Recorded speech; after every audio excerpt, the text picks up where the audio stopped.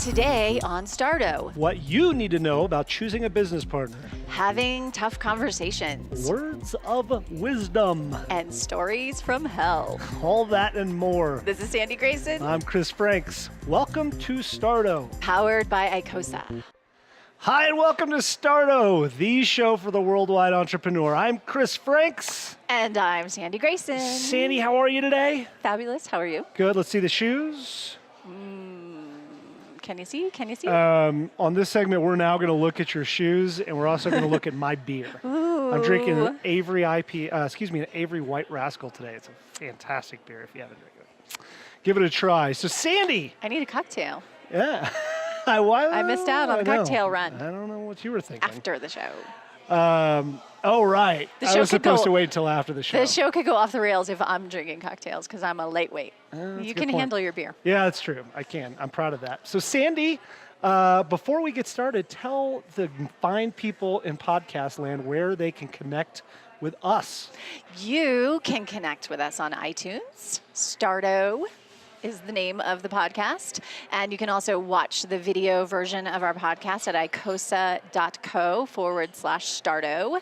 And we are on Facebook and Twitter, Stardo TV. Very good. And each week we like to talk about a theme about starting a company. What's our theme for this week? Theme this week is formation.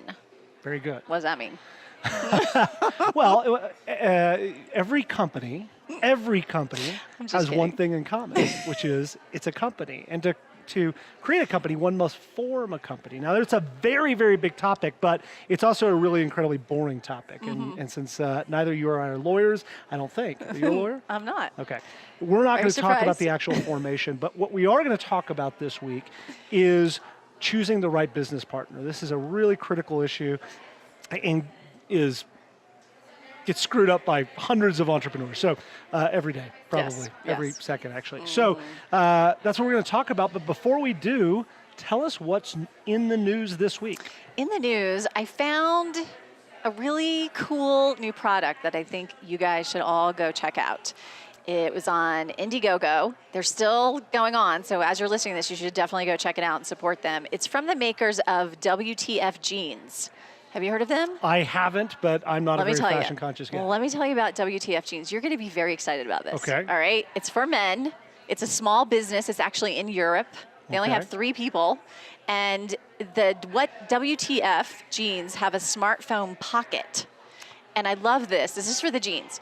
Pulling your smartphone out of your pocket should not be as difficult as drawing the Excalibur out from the stone. Do you ever have that problem? I cannot tell you how often that is. It's like, oh God, oh geez, trying to pull it out of my pocket. And I don't wear skinny jeans either. Yeah. And I imagine people that do wear skinny It's jeans. even harder. So you can go and get their jeans at WTFjeans.com, I believe is the website. But they have a new product. It's called the WTF shirt, and it's going to have 2 pockets in the front, specifically designed for smartphones.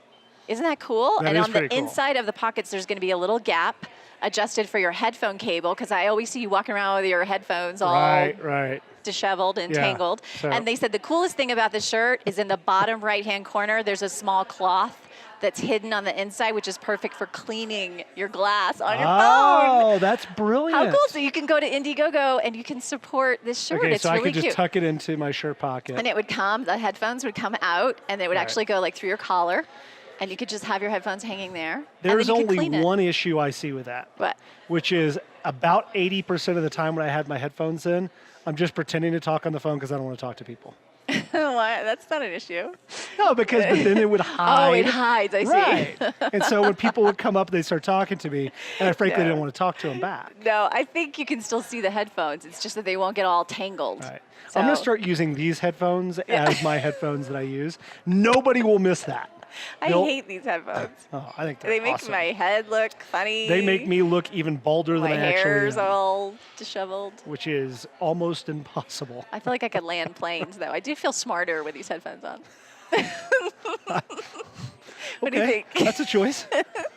That's one thing I might do. Okay. We're going to take a break, but before we do, make sure you stay with us because we're going to talk about some really cool stuff, including Choosing the perfect business partner. choosing the business partner. Yeah. But who is our sponsor for this week's show, Sandy Grayson? Axles. Axles. Our and favorite tees and hats. They are. And have to say, our friends at Axles, you can find them at cohats.com.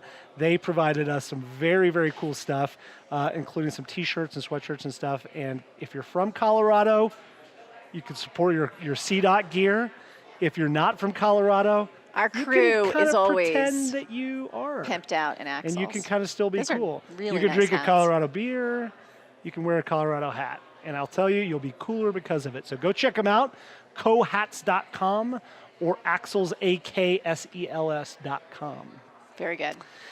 So let's dive back on into it and talk a little bit about choosing the right co-founder. One of the most important decisions you'll ever make is when you choose to go into who you choose to go into business with.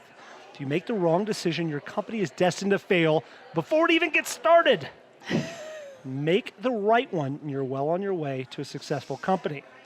Think you can go it alone? You can't.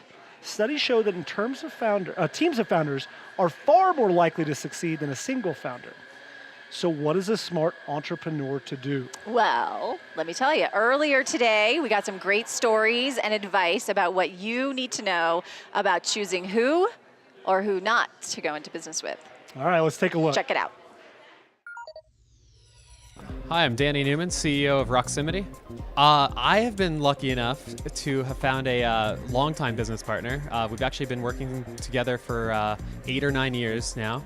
We actually started off as friends. We started kind of hacking on some stuff over weekends, decided that that we could actually work together, and it's been an amazing journey. Obviously, we fight and we bicker, and we probably are more like a married couple than our actual significant others. At the end of the day, it really choosing a business partner and choosing somebody to spend a journey with, it really is like a marriage. Like, you have to have all of those qualifications, all of those same things come out, because I mean, you're fighting about money, you're fighting about who needs to do this or that. I mean, it's exactly which chores need to get done. Going into it, you have to think like that. I mean, even if everything else looks good, you have to spend time with this person, and yeah, it's probably more important than, or it is more important than your product and your business plan and whatever else you're working on. Like, finding that team and that teammate, it's probably the most important thing out there. I'm Jim. I'm a Galvanize. I've been starting companies for a long, long time. And who you choose to work with is probably the single most important decision you'll ever make in your life. Yes, you can liken it to marriage. It's the same thing. Who you choose to be your partner, your business partner, is just like you should put the same amount of attention and energy as you would if you were choosing your life partner, because it will be a divorce when things don't work out, and it'll be one of the happiest, best decisions you've ever made in your life if it is a good one. And you're talking from a guy that's made both good ones and bad ones. So good luck out there, and spend quality time getting to know your partner. Good luck. Thank you very much. So hi, my name is Tony Mugavera. I'm a founder and managing director of Galvanize.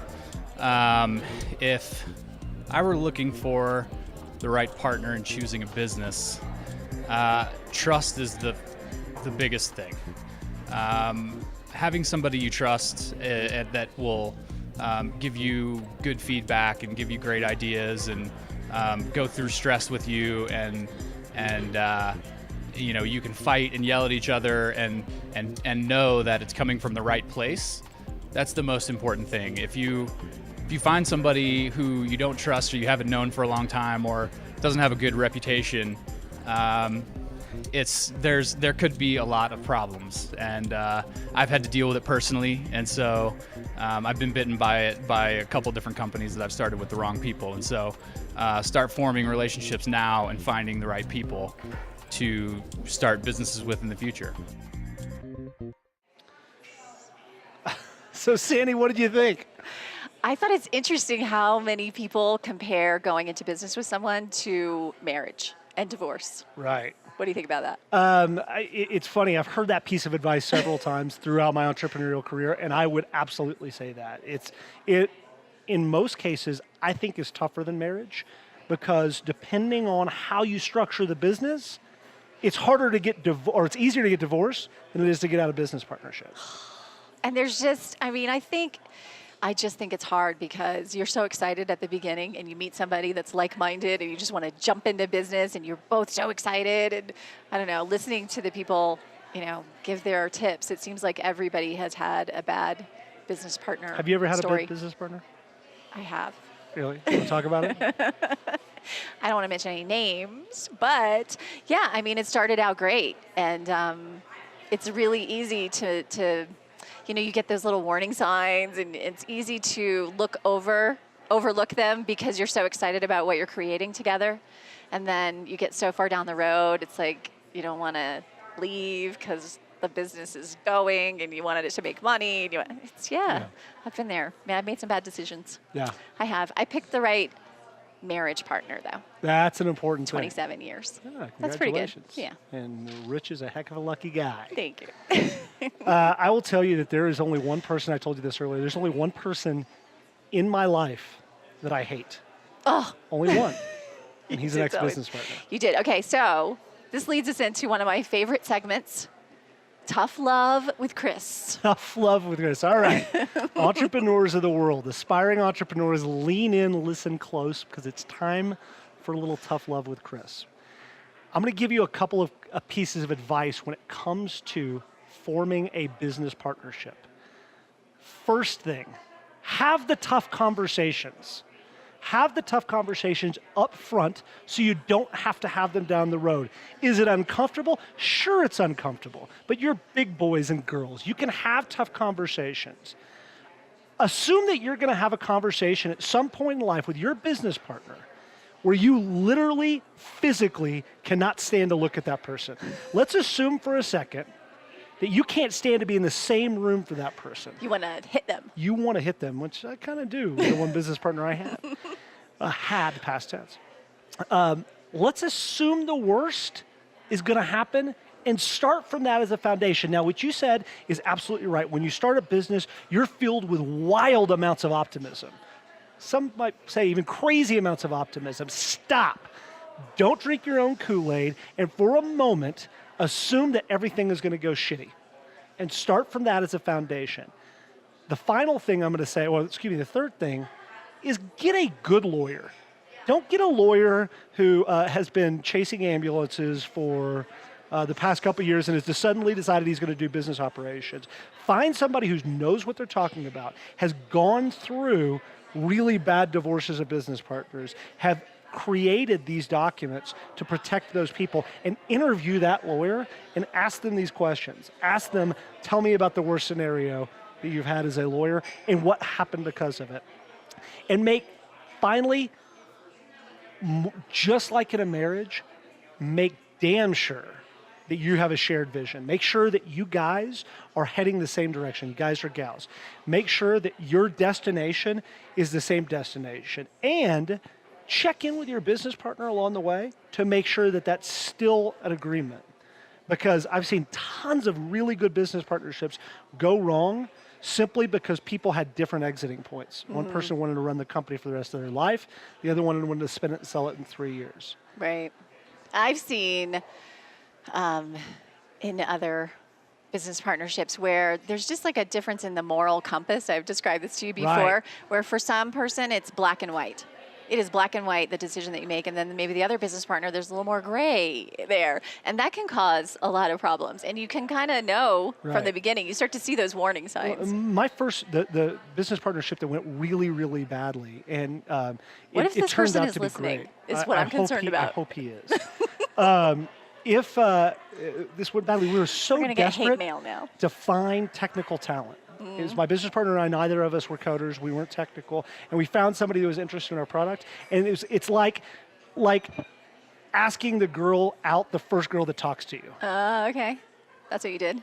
I did that too, actually. She married me, though, so Then it you all lucked- worked you out lucked okay. out now. Yeah, exactly. It all worked out fine there. But it was such a poor decision because we didn't check those moral compasses along the way. We didn't make sure we had a shared vision. We didn't think about the worst. We didn't have the hard conversations along the way, and it ended badly. And it's funny, based on the conversations we had earlier, based on any number of conversations you could have with a lot of seasoned entrepreneurs, they're going to tell you the same thing.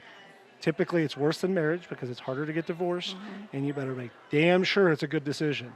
Like very, very sure that it's the right person that you want to spend a lot of time with, because, as one person said, you're going to be spending more time with this person than you are with your family. On that note, I think we should do this has been Tough Love with Chris Franks.